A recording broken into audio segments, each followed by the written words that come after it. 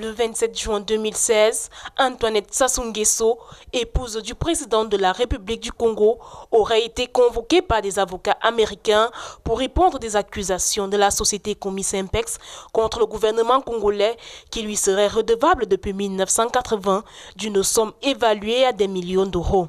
Une affaire plutôt mal relayée par certains médias occidentaux et d'opposition. Au moment où la première dame du Congo s'est trouvée en visite officielle, visite de travail aux États-Unis, eh bien, le cabinet de la société Comis Impex, cabinet d'avocats, donc M. Odjedj et son associé américain, ont cru bon de convoquer la première dame à leur cabinet le 27 juin.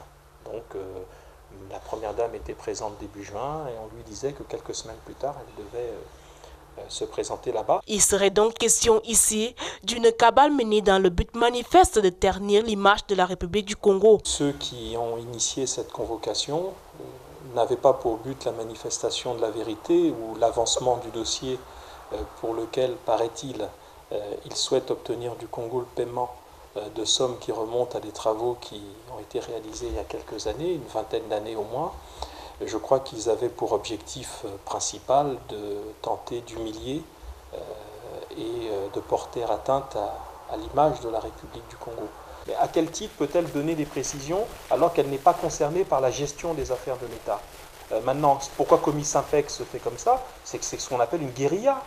C'est quand vous faites de la guérilla, c'est de la guérilla où vous utilisez toutes les armes que vous pensez utiles pour déstabiliser celui qui est en face de vous. Et c'est une guérilla judiciaire. On nous a attaqués à Paris, on nous attaque à Washington, parce que soi-disant à des associés américains de nationalité. Si demain ils trouvent un associé de nationalité chinoise, ils nous attaqueront en Chine. S'ils trouvent un associé de nationalité camerounaise, ils nous attaqueront au Cameroun. Parlant des attaques à la voiture liée à l'ambassade du Congo à Paris le 21 juin dernier, ces mêmes détracteurs avaient indexé l'opposition de la diaspora congolaise.